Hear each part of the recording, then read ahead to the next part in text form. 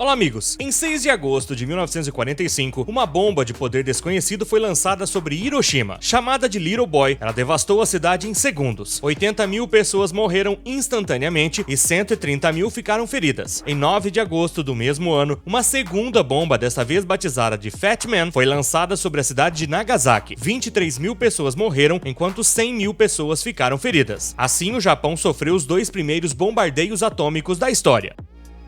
Destinados a acabar com uma guerra que se arrastava no Pacífico, elas finalmente alcançaram seu objetivo. Depois da Alemanha, que havia caído em maio, o Japão anunciou sua rendição. Mas qual o segredo da bomba atômica americana? Como ela foi construída? Quais os seus problemas? Tantas perguntas que tentaremos responder. O Projeto Manhattan foi um dos projetos mais importantes da Segunda Guerra Mundial. Representou um orçamento de 2 bilhões de dólares. 90% deste dinheiro foi dedicado à construção de fábricas e à produção de materiais físseis. Isso mobilizou 130 mil pessoas e cerca de 30 locais mantidos em segredo em todo o território americano. Mas por que Projeto Manhattan? Simplesmente porque seu principal escritório ficava em Nova York. Por 7 longos anos, uma arma com uma capacidade de destruição incomparável foi desenvolvida. Na década de 1930, vários países como França e Grã-Bretanha já haviam começado a trabalhar em tal projeto. O medo de que a Alemanha nazista fosse a primeira a desenvolver uma bomba atômica é a principal razão disso. Isso também explica a importância dos meios alocados ao Projeto Manhattan. Os Estados Unidos também contaram com cientistas de todo o mundo. O desenvolvimento da primeira bomba atômica começou com uma carta. Os físicos Leo Szilard e Eugene Wynne decidiram enviar uma carta ao presidente Roosevelt. Isso foi em agosto de 1939.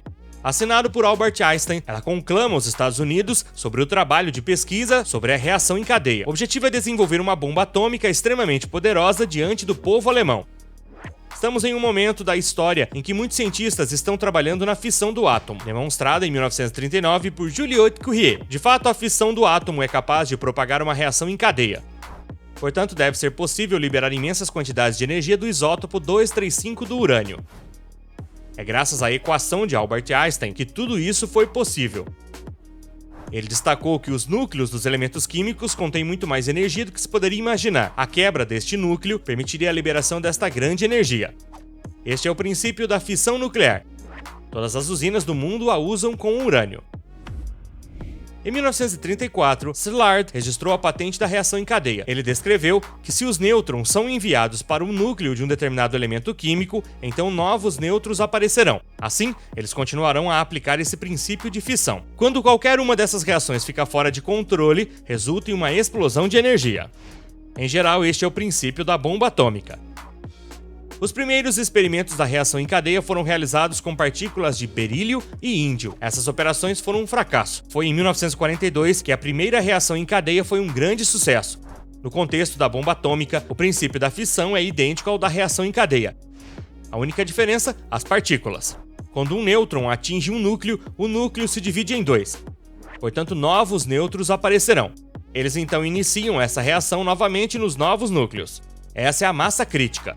Isso é o que inicia a reação em cadeia. Para que os nêutrons fossem eficazes, era necessário trabalhar em sua densidade, pureza e tamanho. Para fazer uma bomba, os materiais devem ser enriquecidos ou puros. Isso requer grandes fases de processamento. É disso que se trata o Projeto Manhattan.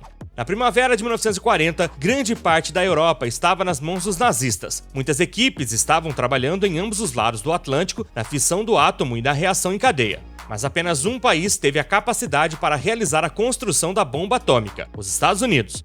Na verdade, eles tinham uma vasta quantidade de recursos. Foi então que Roosevelt aprovou oficialmente o programa atômico. Em agosto de 1942, este trabalho deu um passo decisivo porque nasceu a primeira pilha atômica. Posteriormente, é a vez dos militares participarem do projeto. O coronel Leslie é nomeado gerente do projeto. É ele quem decide batizá-lo de Manhattan. Ao mesmo tempo, locais de pesquisa e produção foram construídos nos Estados Unidos. Por exemplo, uma usina de enriquecimento de urânio foi construída no Tennessee.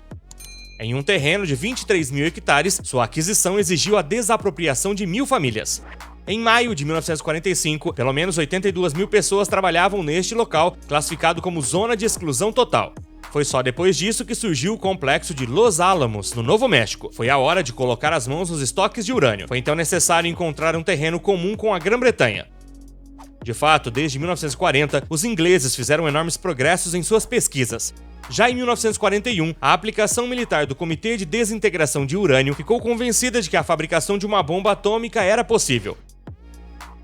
Infelizmente, a Grã-Bretanha não tinha meios para embarcar em tal empreendimento. A colaboração com os Estados Unidos foi, portanto, obrigatória. No entanto, eles seguiram sozinhos.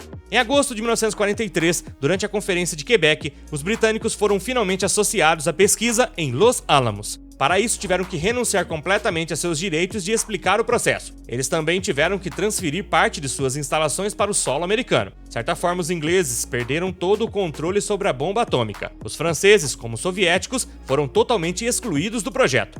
Em julho de 1945, 50 quilos de urânio foram entregues a Los Alamos. Assim, a primeira bomba atômica foi projetada de forma muito simples. O disparo de um bloco de urânio 235 sobre outro bloco permitiu atingir a massa crítica, que resultou a fissão. A segunda bomba foi muito mais poderosa. Chamada de Gerd, foi testada no deserto do Novo México em julho de 1945. A explosão deixou uma cratera de 76 metros de diâmetro. A onda de choque foi sentida até 160 quilômetros. Para manter o sigilo da operação, foi anunciado que um depósito de munições teria explodido em um estande de tiro. Em 9 de maio de 1945, o comitê interino criado pelo presidente Truman decidiu lançar uma bomba atômica sobre um alvo com alta densidade populacional. O objetivo era forçar o Japão a parar de lutar. Por unanimidade, a comissão descartou a hipótese de um bombardeio de demonstração que teria poupado as populações. Em 6 de agosto de 1945, às 2 horas e 45 minutos, o bombardeiro Enola Gay decolou da base de Tinian, nas Ilhas Marianas, carregando a primeira bomba atômica da história. Em 29 de agosto de 1949, 4 anos depois de Hiroshima, a União Soviética explodiu sua primeira bomba nuclear no Cazaquistão e se tornou o segundo país com armas atômicas. Mas quais foram as consequências desses atos bárbaros? Esta arma terrível teve consequências na geopolítica, o que foi chamado de equilíbrio do terror. Em uma demonstração constante de poder, a força do átomo também revolucionou a condução da guerra. A bomba atômica revolucionou a política e a arte da guerra. Pela primeira vez, os humanos tiveram a capacidade de se autodestruir em apenas algumas horas. Falou-se também da renúncia da ciência à sua vocação primeira, que é iluminar a humanidade. Ainda hoje, a ciência moderna deve parte de sua influência e da desconfiança que desperta o desenvolvimento da bomba atômica. Se você gostou do tema, não hesite em dar aquele joinha. Para assistir outros vídeos, lembre-se de se inscrever no canal. Se quiser, pode deixar sugestões nos comentários. Isso pode ser útil no desenvolvimento de novos tópicos. Acima de tudo, ative o sininho para não ficar de fora das novidades. E até breve no ATEC PT!